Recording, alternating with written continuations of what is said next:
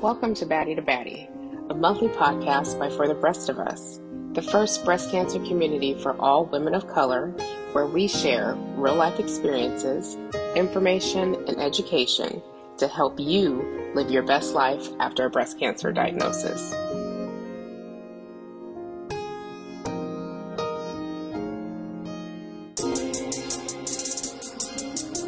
Welcome to Baddie.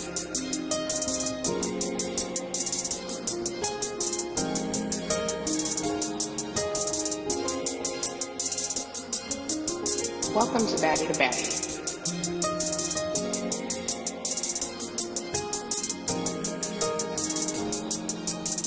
Hey y'all, my name is Miranda and I am one of the OG Baddie ambassadors with For the Breast of Us. I was diagnosed in 2016 with stage 3 hormone positive breast cancer.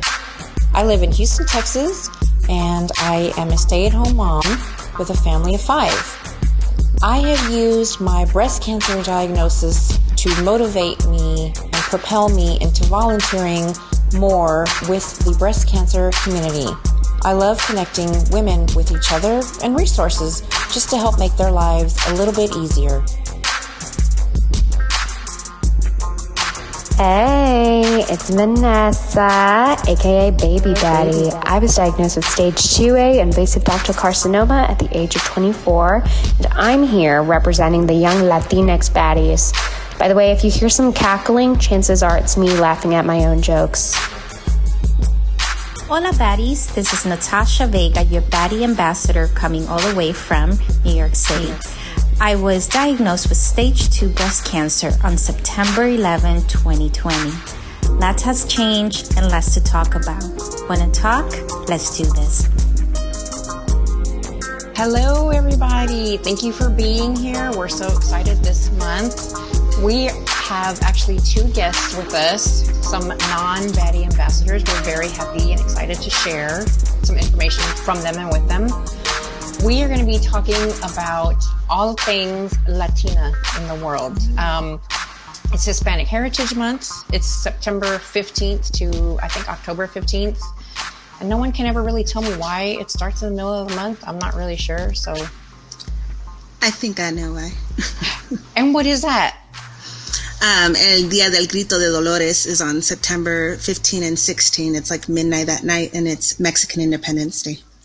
Oh, well, there you go. Oh, wow. I actually didn't know that. See, you're getting educated. Yeah. Getting educated at the same time. Who knew? We have 2 guests with us today. We're excited to talk with them.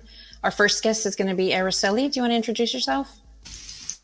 Yes. My name's Araceli Cortez, and I was diagnosed in 2020 where I was 34. And I was diagnosed with invasive ductal carcinoma, triple positive. And since then, I've been, just kind of learning a little bit as I go and, just trying to be part of this learning experience and on the way helping others as well. And I'm Mexican. Thank you very much. And then last but not least, we have Miss Deb. Hi, everyone. I'm Deb Ontiveros. And let's see, in 2018, I was 37, diagnosed stage 4 metastatic. And to round out the triple positives, also triple positive. It's been quite the journey. And Mexican blood, raised Argentinian. So happy to be here. Wow, I bet you guys have like really interesting holidays. I can only imagine the food. So one of the things I kind of really wanted to focus on, because it is Hispanic Heritage Month, and I think a lot of people automatically assume when you have a Latin or Spanish or Mexican last name that you instantly speak Spanish.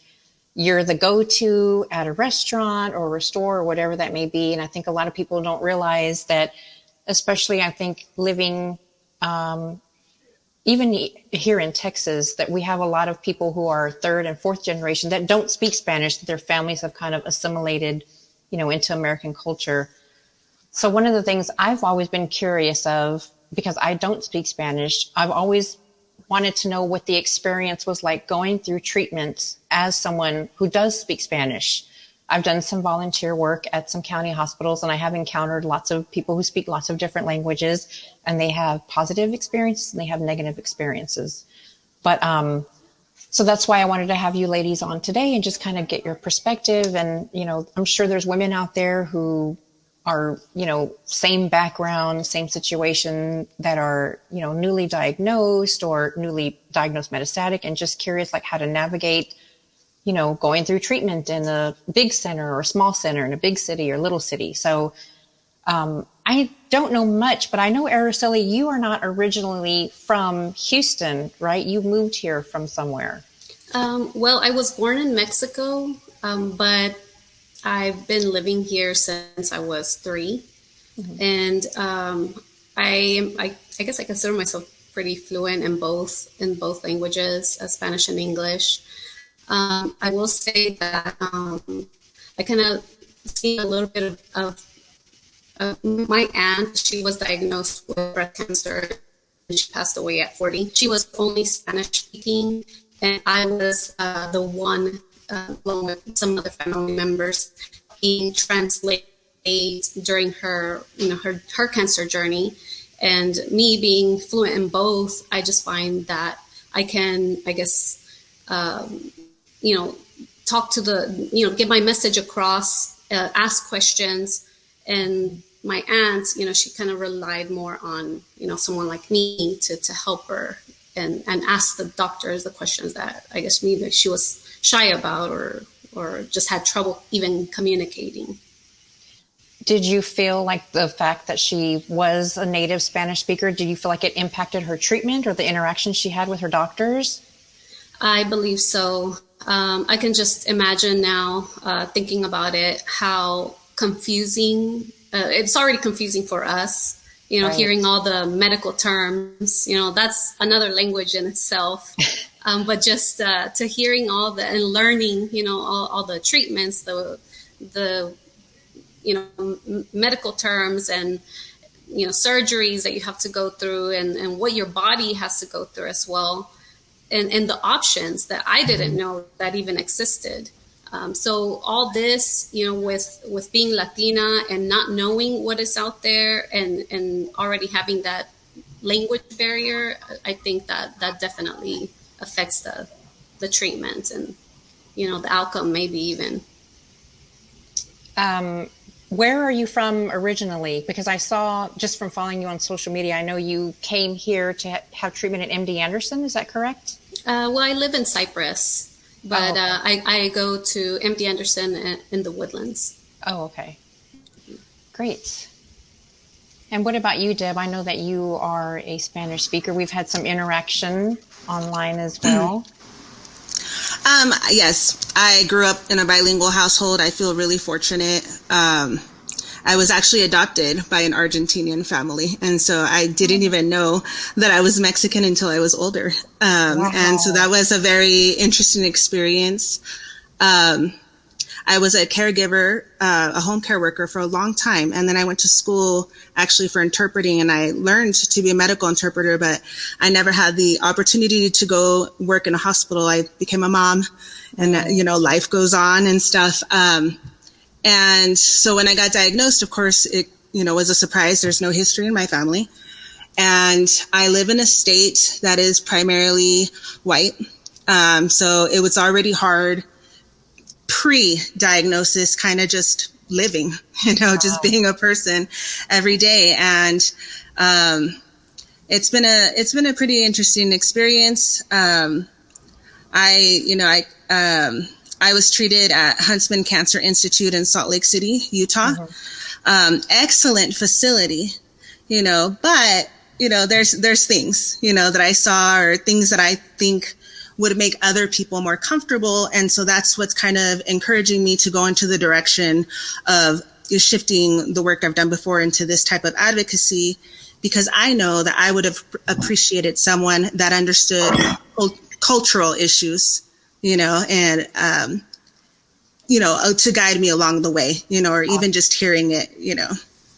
I think that there are some things that only Latinas understand, and it's a different culture when it comes to, dealing with illness and family and caregiving and treatment and stuff. And so I think that all of us, and I know Vanessa and Natasha are already doing it, using our voices to kind of bring some, awareness to these disparities in the system and in hospitals. I think even what I have noticed, even in really nice hospitals, I say quote unquote nice hospitals, you can't even really talk to anyone about like the food that you like. You're not feeling well from chemo, and there's no way to kind of talk to someone about substitutions because this is what you like, and a lot of people want you to eat completely bland, boring stuff, and that's not even what you ate pre-diagnosis, right? So that's a whole thing. And just the movies you grow up with, and cultural little jokes and things, all that. Yeah, it's completely different having to try to relate to someone who has no background in any of that at all.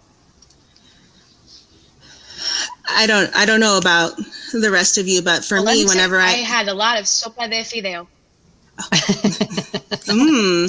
That sounds delicious. I'm sorry.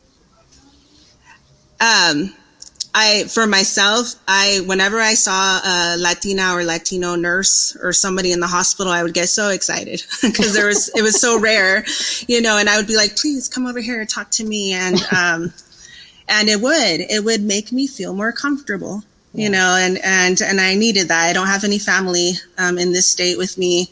And so for me, and I know that there's probably other patients, you want familiarity. Or someone that can say something to you in your own language, and in a way that they get it, and I had a few moments like that at Huntsman, and I'm thankful, for those times. There was like a nurse from Uruguay. She was so cool. It was really nice. She would take the time to just sit down and chat with me when I was getting my infusions and stuff. And I think that when you don't have a family member with you or someone close to you, that's nice.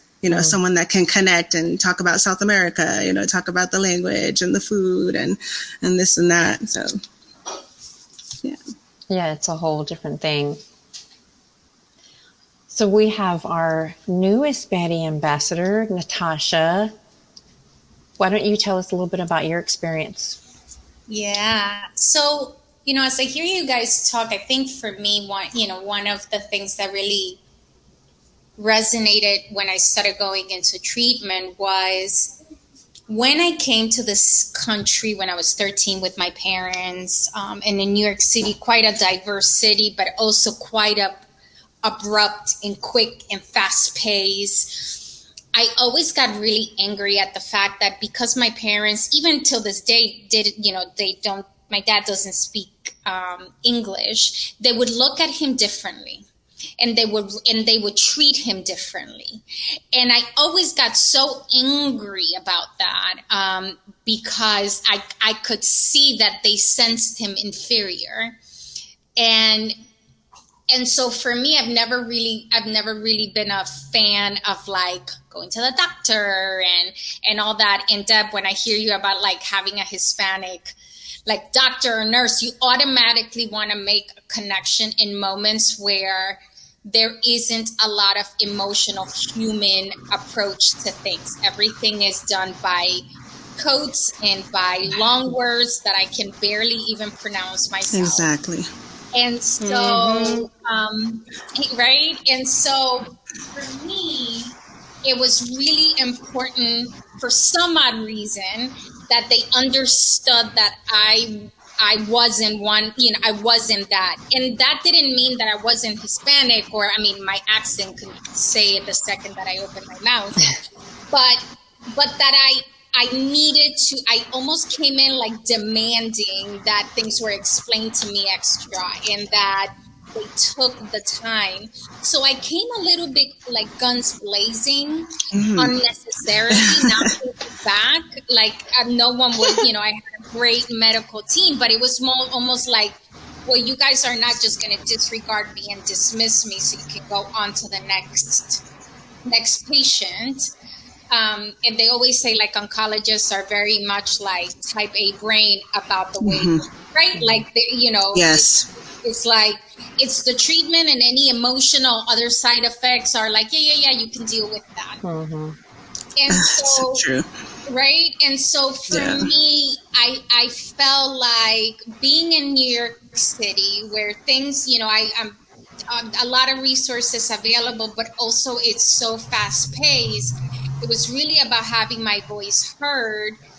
And the thing that I've also thought about is, you come into this country, and at least my family, like, you put your head down and you work. You don't question things, because you should be oh so lucky to be in this country. Put your head down, just keep it moving, do your work, and all that. And I felt like that was a moment where I didn't need to do that. And it was quite an eye-opening experience for me to not just assume that whatever service they were going to give me was enough, but if it didn't feel right, then I needed to speak up. And then I realized, well, I don't think I've been taught that since I got here, to speak up, and to, if it wasn't sufficient, to ask for more. And so, I feel like there's a lot of gifts, with getting this, getting cancer. And I feel like that one was for me a very maturing and growing moment. Yeah. Well, and I think too, whether you have grown up speaking Spanish or not, we, especially in, I think, culture, the Latina culture, whether you're, Hispanic, Mexican, Colombian, anything, we're taught exactly what you said. The doctor is basically God, and you defer to him, and you don't ask questions. You want to be nice because you think if you're nice to him, he'll give you something extra. Like, you want to be friends with him, because if you're friends, then he's going to do everything for you. But they're just people doing jobs, unfortunately, and they don't always. It doesn't matter how nice we are, we don't always get that that extra special care that we hope to get, right? But I also feel there are a lot of inequities, right? And there are the reality is, whether consciously or subconsciously, whether it's by looking at us or opening our mouths and having an accent, we do make some form of impression, in some form of, like, they kind of almost profile you, whether for positive or negative. There is a sense of, I kind of think I know who this person is. And I just feel like it's so hard for for at least, I don't want to say Hispanics to generalize, but at least like the world that I'm coming from, to not be so apologetic to, like, the things you don't know, or the things, or even, like I said, having an accent, right? Like, that doesn't, if it was another accent, it would probably be perceived as, ooh, mysterious, educated, but the Hispanic one has a different perception to it. And so I'm always now so conscious of that. And I don't know if that's good or bad, but it just kind of is. This is unrelated, but you have like the cutest accent. It's like the perfect mixture of like New York. Like, if my eyes are closed, I would envision you with like big hoop earrings, your hair pulled back. Oh, I had the big hoop earrings, and I had the gel, and that was me. You already. We're gonna need those pictures for headshots later on. So Vanessa, I know you and I have talked before about both of us, sort of understanding a bit of Spanish, not really speaking it very fluently, or having family members that speak it very fluently. But I'm curious, especially because we do have Hispanic surnames. What was your experience going to get treatment? Not only you kind of have the double whammy. You're young. And then also coming from this other, area, how did that, do you feel it impacted your treatment, or how do you feel it did? So my last name is actually very uncommon. So I think people typically do a double take of, okay, what is she? So my last name's Chapoy. Basically, My dad claims, okay, this is the story he claims. I don't know how factual it actually is, but he swears that his great-grandfather immigrated from France to Mexico. It was originally Chapois, and at some point it got messed up in immigration and changed to Chapoy. So my dad claims we're the... Yeah, I'm like, it's a nice story, but when I did Ancestry.com, no French came up anywhere. But then people look at me and they see like the color of my skin and they're like, okay, so what is she? So people are always like, so where are you from? And I say, oh, I'm from Maryland.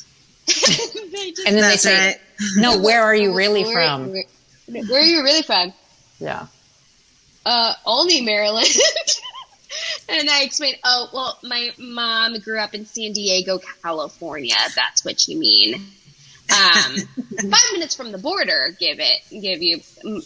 mind you. And then my dad grew up in Mexico and he immigrated to the U.S. In his 20s. And then people say, oh, okay. Okay. And so I've always had a very weird relationship with my identity in terms of how I present to other people, because I kind of like what you were mentioning earlier, Miranda, of living in that hyphen of the in-between. Like I'm too white with the brown folks, but then too brown with the white folks. I grew up in a predominantly white community. I was used to being the only Hispanic in the room. But I think when it came to treatment, given how jarring it was for them to see how young I was, I think that was what they noticed first before the color of my skin, because they didn't see the surname that was the stereotypical Latina last name. Yeah. However, an experience that I had that was very interesting was when I was being diagnosed, I found it very difficult to be able to talk about my diagnosis with my Spanish-speaking family.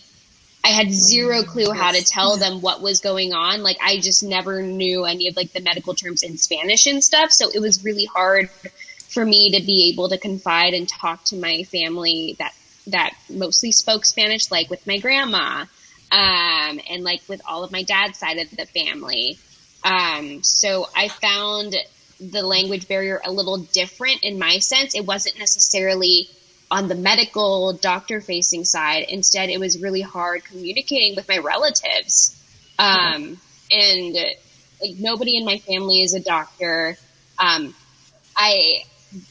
the time, I didn't know anyone in my family had breast cancer. At the time, that was a plot twist, and we can get into that in a bit about, where our families are, they're always so metiche, but they don't actually talk about the bad stuff that happens to them, It's very hush-hush because, you don't want to seem as inferior by having an illness of some kind, But at the time, I thought my family had zero history of cancer or anything like that, no genetic mutations, which is true. We have no known genetic mutations. But I only found out maybe 6 months ago that there were actually 3 women in my family that had breast cancer, all on my mom's, on my maternal grandmother's side. So my grandmother had 2 cousins that had breast cancer, and then another aunt or cousin that had breast cancer. None of them passed from it. All they needed was surgery. But again, it was in Mexico, so who really knows? They weren't really told what their diagnosis was. They were just told, okay, you'll have surgery and then you're done and you're out. And they never really talked about it after that. And I was really upset when I found out about this literally 6 months ago. And the only reason I found out was because my grandma found a lump for herself, like on herself. And and my mom was like, oh yeah, well, you should be getting that checked out. She was like, oh yeah, I know. But not just because of Vanessa, but because of my cousins. And I was like, wait, what? And because my mom and we asked her so many times, we asked everyone in our family, did you know about any family history of any kind? Everyone's like, no. And then I asked my grandma about it, and she's like, well, I didn't know that had anything to do with it. I'm like, well, this is important information.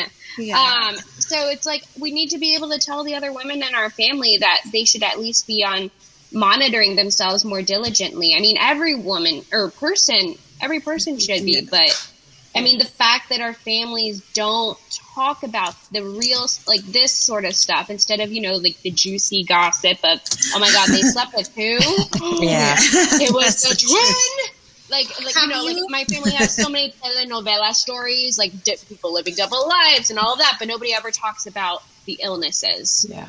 Have you guys ever heard of the reference, like you wash your dirty laundry at home?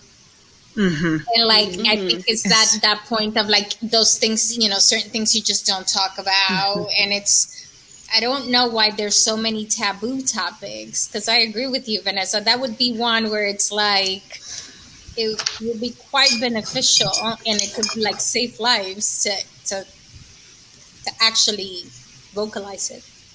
Mm-hmm. I know my answer was very not where you were going with it, Miranda. No, it's perfect. Like, the medical side. It's perfect. But in terms of like language barrier, I did find it very difficult to even be able to speak about it with my own family. And I honestly think it put a lot of pressure on my mom, who was my main caregiver, because she was basically the translator for everyone. So I kind of funneled it all to her, and she had to explain to everyone what was going on. But she had to also figure out, okay, what are the terms that I should be using and stuff. So it was like she was my partner in crime during all of this and was with me every step of the way. But I think it also, from a caregiver lens, it put a lot of pressure on her as being the translator for the rest of my family as to what was going on. Okay, I'm done talking.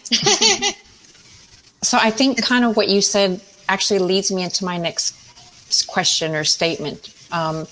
There does seem to be, for whatever reason, I'm not really sure, within the Latina culture, Latino, the worldwide culture, this kind of sense of shame, right? This stigma to illness or disease. And I think that's the whole thing with not talking about it, that if it is, it's very hush hush. It's talked about like the chisme, right? Like you're just like you said, like, gossip among each other, but it's never talked about in the way we need it to be talked about.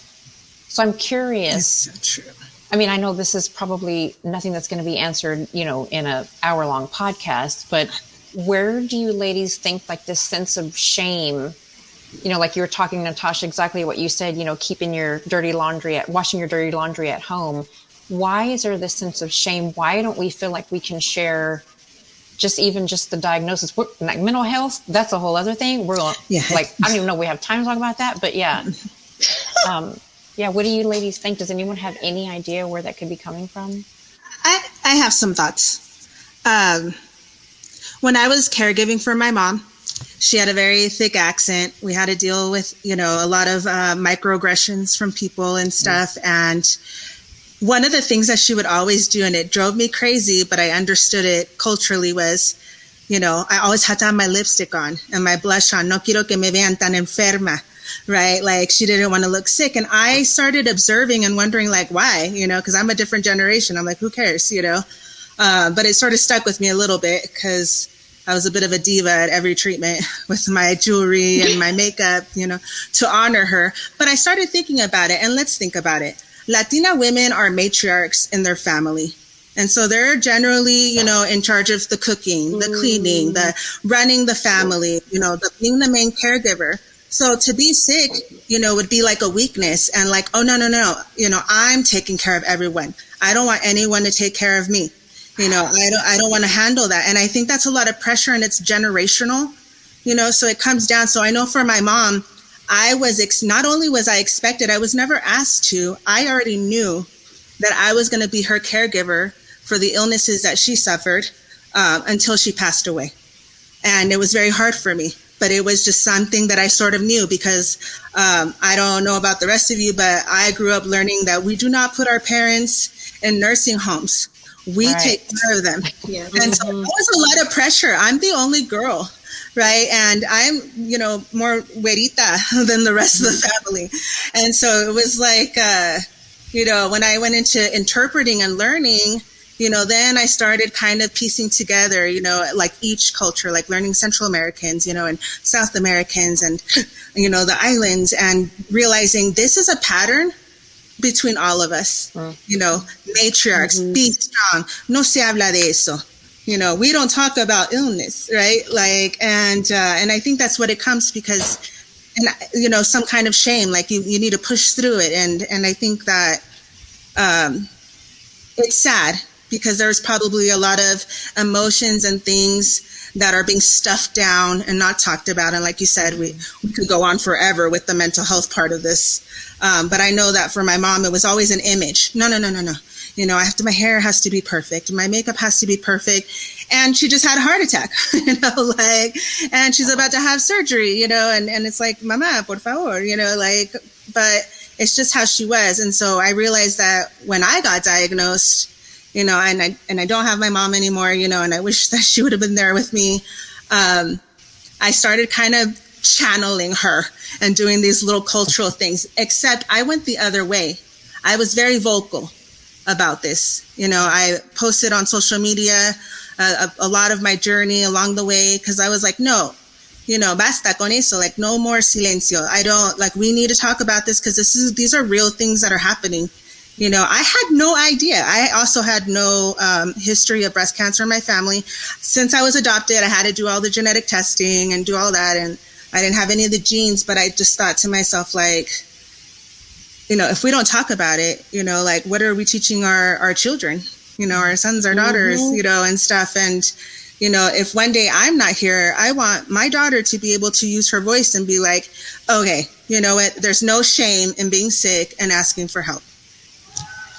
There isn't, but yeah, I think we put a lot of pressure on ourselves. I mean, I think you pretty much hit the nail on the head. We are the matriarchs. We do everything. I actually just had a conversation with Natasha yesterday because I was like, I'm feeling a little bit overwhelmed because I'm doing like, the 3 kids at 3 different schools and jobs and I have to rush them to dinner and all this stuff. But, and it's like, okay, I'll just power through it. I'll just get through it, Yeah, I think we just put a lot of pressure on ourselves, not just as women, but also culturally, right? Like we see what our grandmas did and what our mothers did. And so, so how do we break that? How do we make these things that aren't okay now going forward, Yeah. And I think the more that we talk about it and the more that we see other people that look like us, I think the more we'll be able to spread the word. I also think that there's not enough communication in language, in Spanish. And so it's also a systemic issue that it's like a vicious cycle because there's also nothing in language that could help. Like you were saying, Vanessa, when you're speaking Spanish to your family, that like would just be readily available. Spanish is my first language. I probably couldn't even do the same either, right? Like I wouldn't be able to articulate myself with all the terminology. But I will say, and this is major props to Vanessa, like when I was going through my journey, she was going through hers. And she was very, very vocal. And I was very shy about my treatment. Like I was embarrassed. I had this long curly hair and now I'm bald.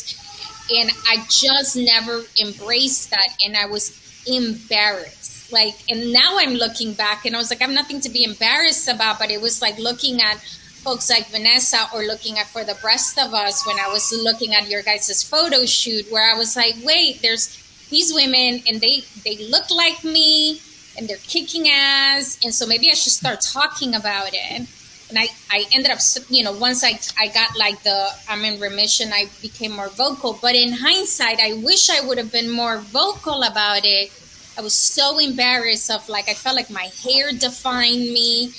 My eyebrows define me, where it's so much bigger than that. But even when I remember being a little girl, the first time that I cut my hair short, my father stopped talking to me for 2 months. Oh my God. And it was super long, but the fact that God forbid his baby girl cut her hair was like... Oh my goodness. And so we've been trained to look and be able to do everything while still wearing the heels and having the full set of makeup. That's right. And that's not okay. And so that's why I feel like when language communication should be, yes, on all of like the more scientific things, but also debunking these myths that are in our heads. Yeah, so funny. I remember my grandma telling me when I cut my hair, I didn't even think about it until this moment. Like, well, your hair looks fine, but I think it looks better longer. Like, she would always be upset if I cut my hair. It was very long black hair, that's something else that I have noticed. So, you see women on TV, Latina women, and they always have long, done up hair. Beautiful. So I was just explaining to someone, if you have never seen the news on Telemundo, then you need to check it out, because these women, they're like going clubbing. They're dressed, they're beautiful. Don't get me wrong. Yes. Booty popping, everything, the hair, the makeup. So, and these are like weather people reporting on the weather. So how does that feel? Like, how does that translate to us when we're going through treatment? If this is what we see and this is what we learn and what we know, and not to say that losing your hair isn't devastating for anyone, but I feel even more so because we did not grow up wearing wigs. So that's not something that we, know how to do. That's a whole thing, right? Yes. Yeah. I never wore a wig.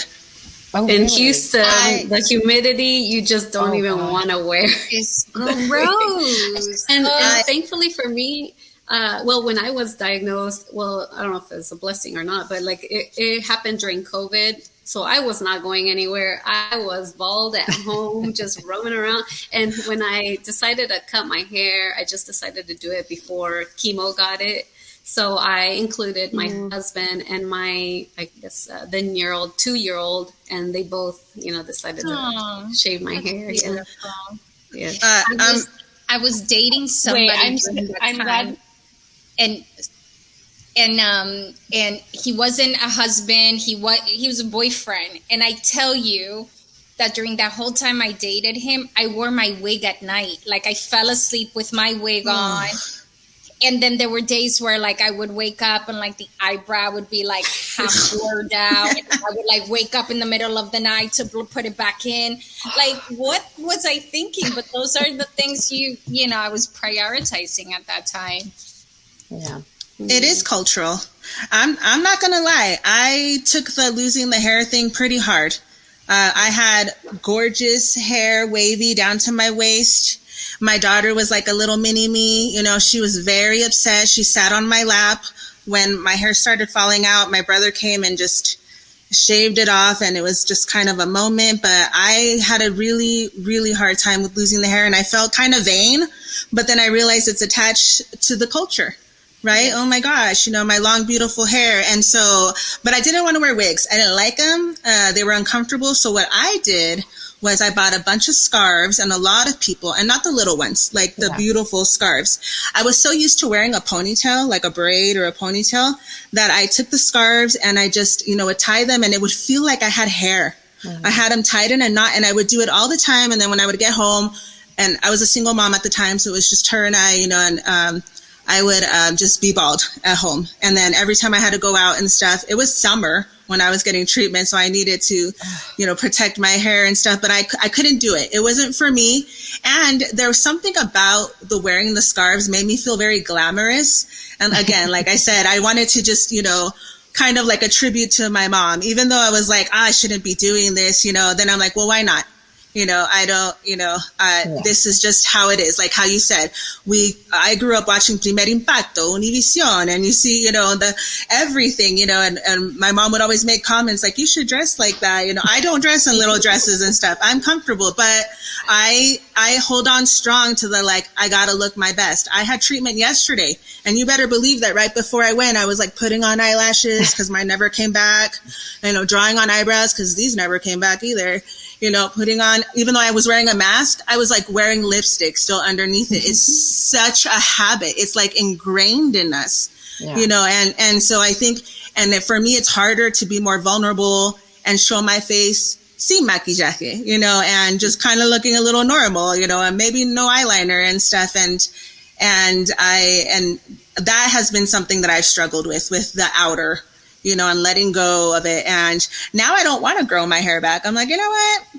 It's cool. It's much manageable, but I think that other people don't get it because they'll be like, it's just hair. I actually want to share a story about a lady I ran into at the cancer center, also a Latina, barely saw any of them there, right? And she had the same moment where she was talking about losing her hair, and she felt really seen after she and I had a conversation about it. I was speaking to her in Spanish, and I was like, I get it, and how we want to look our best, and she felt a little bit better. She was so scared, but I thought no one else is going to understand this conversation, like really understand it, from like that kind of point of view and stuff. And then that's, and that was just a little moment that always sticks out in my mind of like, these are things that affect us. It's true. The culture, it's in us. It's what we know. We live here, my husband and I live in a very predominant Hispanic area. And even now, I mean, my hair's, it's like about to my ears, which is very long. It hasn't been this long in, 5 or 6 years. But when it was very, very short, like close crop short, we would go out and people would stare at us. And I would always kind of make the joke with my husband, like, I bet these people think that, does this man know that his wife is a lesbian? Because my hair was so short.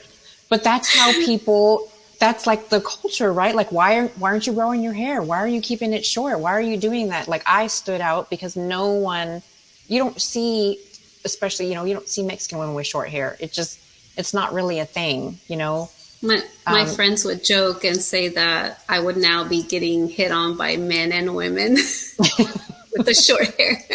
And there's nothing wrong with that. I'll take any compliment. Doesn't matter where it comes from, Yeah. But I know, Vanessa, you had, because I remember seeing your pictures when you first started going through your diagnosis, and you had very long, thick, dark, it was kind of wavy hair, right? It was, yep. It was like wavy, curly, very sporadic curl patterns. Like I knew right off the bat that I was not going to be able to find any sort of wig that could even look remotely like me. So I think one thing that made it, I don't want to say easier, but I think it helped me part with my hair before losing it to chemo was when I shaved my head, I actually had my hair turned into a halo wig. So basically it was like a really comfy cap and I would wear a hat with it, but it looked like my hair, like it was my hair. It was just attached to like a wig that you would wear with a hat. Because typically, like a regular wig, it takes a few heads of human hair. But if you do a hat wig, you can just use your own hair and that's it.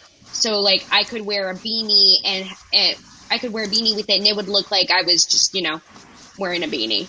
That's cool. And I think now, mind you, I barely ever wore it. But the fact that I was able to preserve my hair. It felt like I was I memorialized it, like giving like an ode to my hair almost. I'm pretty sure I wrote a poem about it on a blog I used to keep up. But it was also, it made me think about how like, even with the wig industry, you only ever see like wigs that are predominantly for white women specifically, yes. But also just, there really aren't a lot of wigs out there that have our different curl patterns. I mean, not all Latinos have curls, but like there's different kinds of curl patterns and different textures. Exactly. But I found that having my halo wig, that was a challenge for me because when I went, and I was just grateful to get a wig, but most of the wigs were for like older women too. You don't have the little highlight. There are none of them, or curls. And I was looking for something like that because that's how I had my hair. And I mean, I was just thankful to have anything, but yes, it is, difficult to find something that matches. One being young and Latina, I love that. Mind you, halo I barely wig. ever wore it. Yeah, I really liked it. It was really comfy. So I would really only wear it for like work calls if I was facing a customer or something. But if I was just talking to my regular coworkers, I'd be bold. And I dressed up as 11 for Halloween. I was having so much Nice. fun. Or I mean, as fun as you could have given the circumstances. But I was mostly bald because it was just like, wigs are itchy and just you get overheated and like it was in the pandemic. I wasn't going anywhere. Yeah. I cut off my ponytail and I put it in a Ziploc bag. And I just like found it in a drawer not that long ago. But I was like, a halo wig would have been a way better idea. I like that you were able to have something that was still yours and stuff. What am I going to do with this braid that's in the drawer? I like that. I don't think I would have worn it though, but I would have liked to have had the option. Like I didn't even know about that. So what you're saying is something that we could tell other women about and be like, hey, because I had long hair, it would have made a great wig. And I had no idea you could do that. And that's pretty cool to know, just another option. Well, and I had the same issue that Araceli had because I was treated here at a bigger cancer center and they have a room that has like, oh, there's the free wigs over there. And I was with my husband and literally every drawer, every wig, every container, there was not one black-haired wig that was not aged, right? Because they are very, very, not that PTO moms are bad, but they're very PTO mom-esque, like suburban mom kind of thing, which I'm a suburban mom, but not that kind. But yeah, they all look like that. And I thought, this is ridiculous. You're at a huge cancer center. Yes. Like there's other people that are coming here. Like I could not be the only person with this problem. There has to be other people with this problem, But I did end up finding a wig. Actually, one of my girlfriends said, she said, just Google like beauty supply near you. And so we found a place here in the neighborhood. And I remember actually, I just like you ladies, I didn't wear a wig. I had one. It was more like my safety blanket, I guess, just having it there. Like it made me feel if I needed it was ready. But I went to try on wigs with my husband and I found a wig and I put it on and he had this look and he had like almost tears in his eyes. Like he got real watery. I'm like, what's wrong? What happened? Like, what do I do? And he's like, you just had this look on your face. Like the old me, like he could see like, I guess the old me with my hair, So it's very strange. Like you want the wig to give you that sense of normalcy, but then also like the practical side of you is like, it's hot, it's itchy. No one tells you how to take care of it when you get it. So you're just kind of like, you have this wig and you wear it and then it gets kind of funky and you don't know what to do with it. Right. It's just there. My kids would play with mine. We would take pictures with it and be silly. My husband preferred, I guess, for me to just go bald and not even wear the wig. He's like, it's not you. Just who cares what others say? Every now and then I just kind of wanted to put it on, just like you said, to kind of feel a little normal and, just kind of, I guess, have some hair. And he would just be like, who cares? Just take it off, be free. And then with the hot flashes, that didn't help. Yeah. So do you ladies feel like where the point that you are, post-treatment or in treatment, wherever that spot is you are, do you feel like you've been able to kind of find supportive community? Or at least community that you feel like that is relatable to you or similar or just, comfortable? You want to go first, Deb?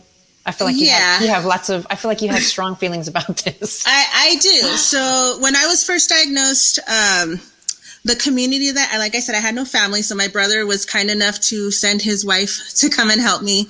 They live in New Mexico. And that was cool. I needed to help. My daughter was 4 years old and I was like, oh no, I need help. And I don't like asking for help. So cancer taught me to ask and accept help. Yeah. Now, I had a strong community because I was doing a lot of organizing and activism in Salt Lake City. So those people really rallied around me. Like, I was very humbled. I never had that.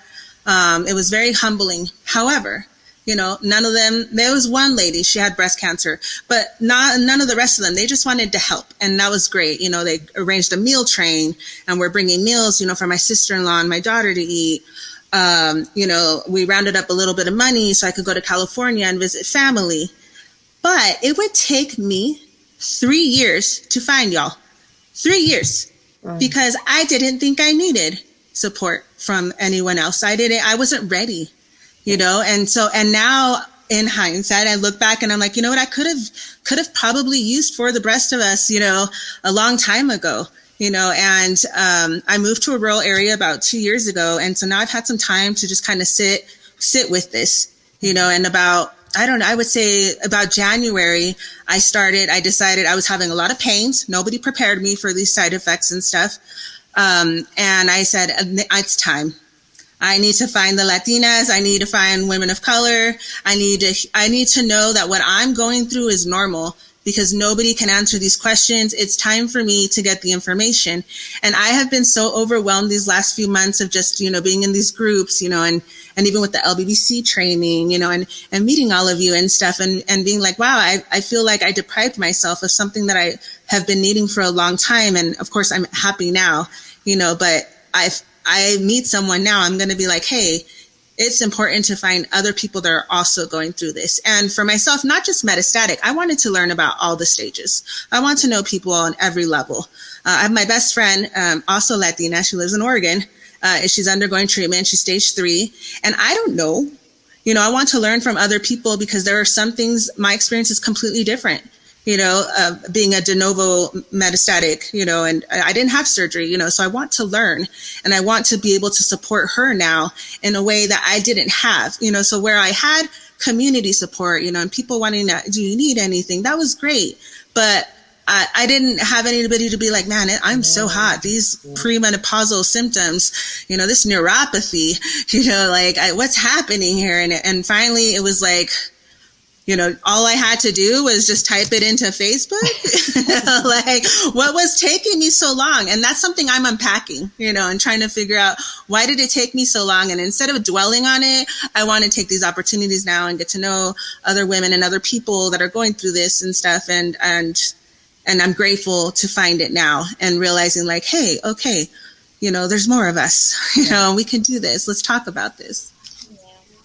What about you, Araceli? How do you feel? Mm-hmm. Have you tried to seek out community, or do you feel like you're good where you are? I feel good where I am. Now, when I found out that I had breast cancer, I was completely lost. I didn't even know where to start.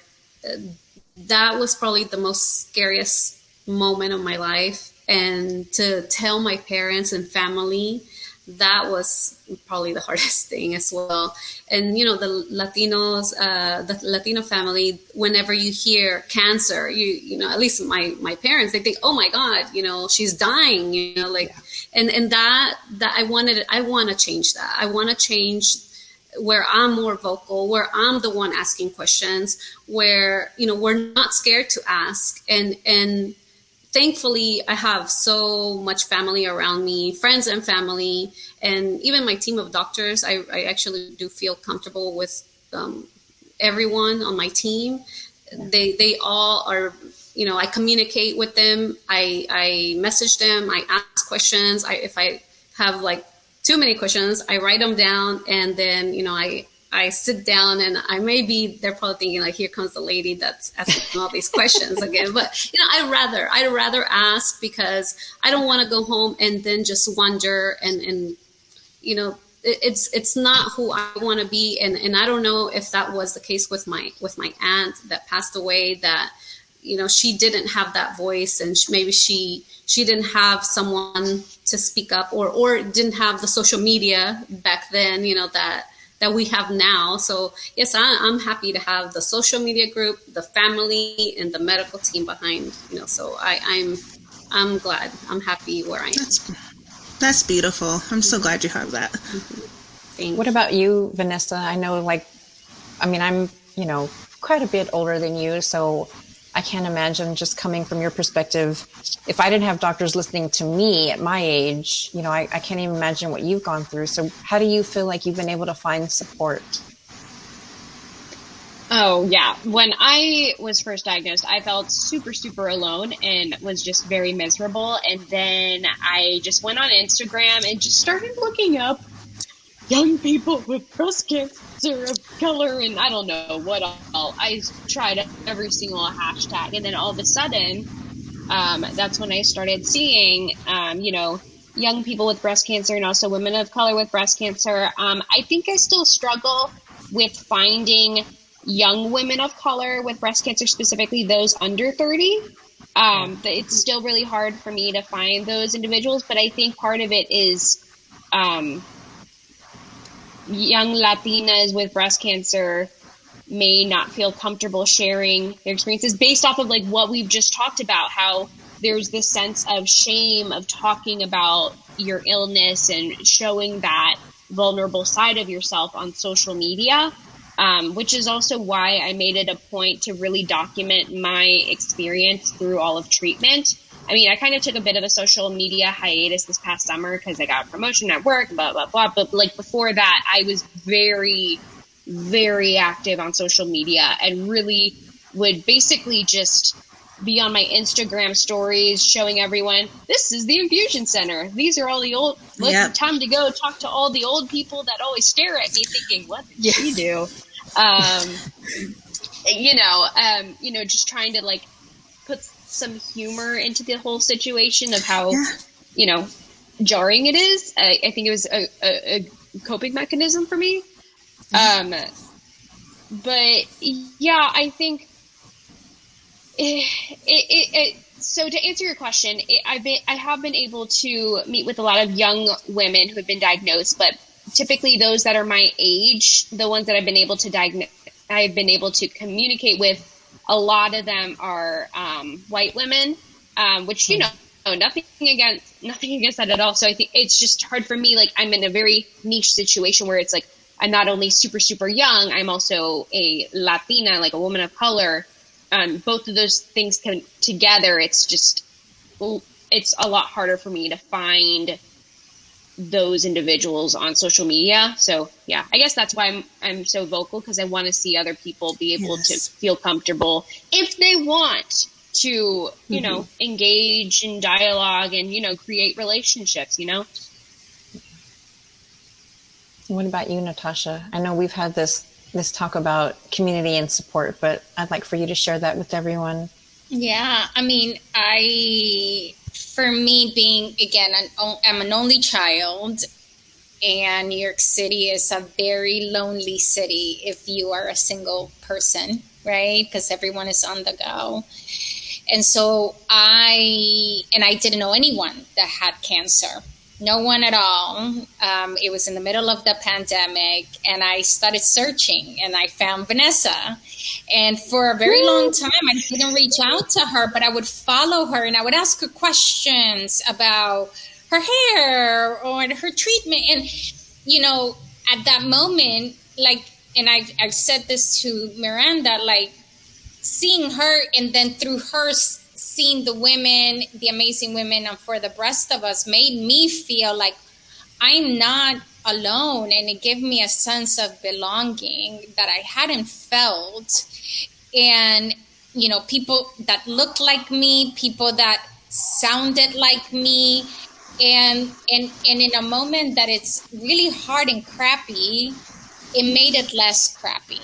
And it turned a very unfortunate scenario into a very empowering scenario. And I do think the power is in the numbers, right? And so, whether the way that I think about it now is when I put stuff in social media, I'm like, someone that I have no idea right now could be looking at that and being like, oh my God, she went through it. And if I can help somebody, then that's awesome, because if I saw Vanessa, I started checking her stuff, I started reaching out. I then met amazing women like Miranda and the women and For the Rest of Us. And now, not only do I have resources of like, okay, here's how I can spread my voice even more, because these are women that have other outlets and they're way more developed than I am with my voice. But I also now have a sisterhood of, a network of sisterhood that is actually now beyond breast cancer. It's breast cancer and more. Like breast cancer to me, with them, it's now a part of it, but it's not all of it by any means. I love that. And so to me, then it's like, that is what community is about. Yes. Someone's cutting onions over here. Copy and paste everything she just said. Retweet. Emphasize. I think that's beautiful. I love that. I'm just so happy that you ladies could just, share a little bit of your worlds, and hopefully, I know it's just a podcast, but now, like Natasha said, obviously you're a part of this now. You can't get away. You're not going away. We're just going to hound you and follow you forever. So just be prepared for that. But lastly, I just want to ask you ladies, going back to how you felt when you first got your diagnosis and you started your treatments, what would be something that you would tell someone who was your age, with your background, just starting treatment? What was the one thing that you wish you would have had or heard that you would share with someone? I know that's kind of a big one. It might take a little bit to unpack that. Yeah, that's a lot of layers to that. I mean, I would say for me is just, don't forget to be kind to yourself. Yes. Yeah. I think that's very important. I think that I would, I was just telling my husband too, I said, I wish that I would have met someone like me, back then. And I would say, advocate for yourself. Advocate for yourself. Real quick, when I first got diagnosed, I had gone in 2 years prior for a lump, and they said, oh, it's a clogged milk duct. Oh. You're good. You're too young, and 2 years later, it's metastatic. So I lived in the what ifs. So I would tell a young person, be like, hey, and go, here's some resources, here, let me give this to you. This is not your grandma breast cancer. This is not, there are young people going through this. There are women of color going through this. You don't have to do this alone. I wish that I had found this sooner. I wish I had found For the Rest of Us sooner. I wish I had found LBBC sooner, and Young Survival Coalition and all these places and stuff, and I think that that's what I would say. I would say, advocate for yourself. You're not alone. And even like Natasha said, take care of yourself, be kind to yourself, and be gentle as you go through the process, because it's hard. We all know we have very diverse experiences, but then we have this common denominator, right? So it's rough. Yeah. What about you, Araceli? I would say, just advise, if you can, learn your family history. And I know that's really hard because, like you were talking about, it's not easy being Latino and talking about this. But if you can, that will help not only you, but like your sisters, your daughters, and for the future, just to know that you're already getting a step ahead with cancer. It's just so hard to deal with it alone, and to know that you can ask, and like you said, advocate for yourself. And I was, I think, 34, 35 when I asked for a mammogram. No signs of any cancer or anything. I just went for a regular checkup because my aunt had cancer, and everything came back good. 2 months later, I felt a bump, And I could have just said, you know what, it's nothing. I just had, a mammogram 2 months ago. But it just decided, you know what, I'm not gonna just let it hang out there. I'd rather know. I'd rather know now and get a step ahead. So, just doing that and speaking up and not letting, the doubts stay, like, just go get checked. It doesn't matter whether you're in your 20s or so. If you know this information, it will help you out.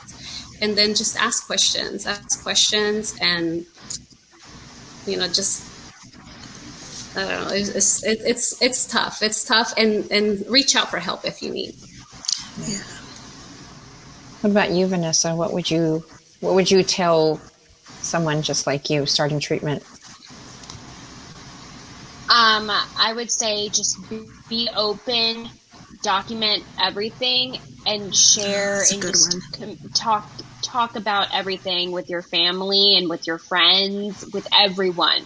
Just we can't treat this as a taboo topic. Like, people need to know that this is something that concerns young Latinas as well. It is not strictly an old white woman disease. Like, it happens to women of color. We're not the exception. Yes, it's marketed as being something that only white women get, but that's not the case at all. So just talk about it. Gosh, you ladies all had like such great, completely different, answers and suggestions. I love that. It's putting me on the spot. Your turn. I think what I would tell someone is that even if you feel like you're going through this alone, you're not. There are other people just like you out there, and you just have to make the effort to find them. So I was very, very introverted. I was very shy and very quiet. I didn't do things by myself. I didn't want to, go to parties without my husband or go out to dinner with friends without him. I didn't drive by myself. I was always very nervous and anxious. And once I started realizing that my hospital, and lots of hospitals, they have events, whether, pre-COVID, obviously, yoga events or informational sessions or whatever that may be, lunches and things. And so I just pushed myself to start going, and I met one person and met another person and another person. And so that would be the advice I give, to just know that you are not the only one, but you have to do a little work to find those people to kind of carry you through, right? That's great advice. Well, I wish I would have had that. I mean, I think we all did, right? That was why I'm asking you. I mean, you don't know what you don't know, right? Yeah. I mean, it's very basic. I think it's unfortunately, going through all this, you do get this kind of quick educational crash course in terminology and side effects and all those things. And the only thing we can do with that is just take it and share it with others, and hopefully to kind of alleviate some of that fear that someone newly diagnosed is going through, or, just share what we know. You got to get something good out of this. I don't know what else it could be, besides that. And then these lovely friendships that we have. No. For sure. So I just want to say thank you to you ladies so much for being here. This has just been really nice, and hopefully everyone out there who's listening can maybe have a better perspective of just what it feels like to navigate treatment as someone who is, quote unquote, not of the norm, right? The outliers, the people who are different, maybe who are forgotten or looked over, So why don't you ladies tell everybody how we can find you on social media? What about you, Deb? If we're looking for you, where will we find you? Well, I took a hiatus from Instagram, but I'm back on at Deb for Peace 247. I'm also on Twitter at Deb for Peace 247. And I'm mostly on Facebook. That's where I'm really loud at. And that's Deb Ontiveros. So, and I would be happy to talk to anyone, and I welcome all the new friendships. And I'm so happy to have chatted with all of you this evening. What about you, Araceli? How can we find you? I'm on Facebook, Araceli Cortez, and on Instagram, Chelly048. And I'm also thankful for this group, for this chat. I met everybody here, Natasha, Vanessa, Deb, Miranda. I was, following you for a little while and just happy to be in this group. And thank you for the invite as well.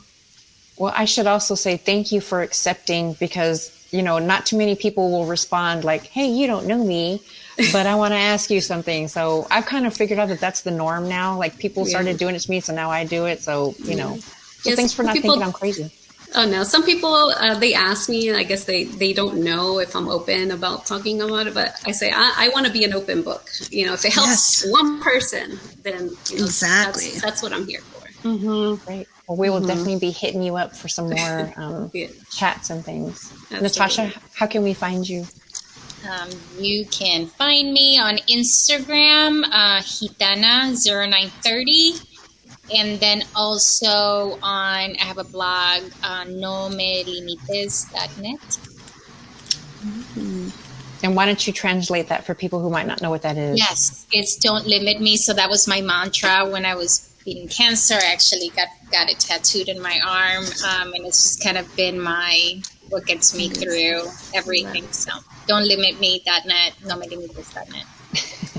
I love that. I'm going to check it out. Yes. Start following you. And baby Baddie, remind everybody where we can find you. Oh, I live on Instagram. And when I say live, I mean typically when I'm not on a hiatus. I took a major hiatus this summer. All of the baddies are quite aware. They're like, where is Vanessa? I was not online. But my Instagram is at Vanessa Chipoy. Thank you so much. That's really all I'm on.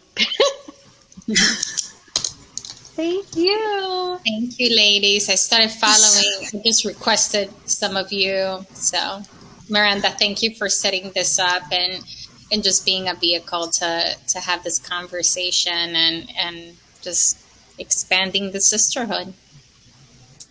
Hopefully they let me do this again. We'll see how it goes. But thanks, ladies. I appreciate it. This was great. Thank you. Love it. Thank you. This is another Baddie creation brought to you by For the Rest of Us. Don't forget to subscribe to Baddie to Baddie wherever you get your podcasts. And follow us on Facebook and Instagram at For the Breast of Us, on Twitter at The Breast of Us, and check us out online at breastofus.com. Thanks for listening.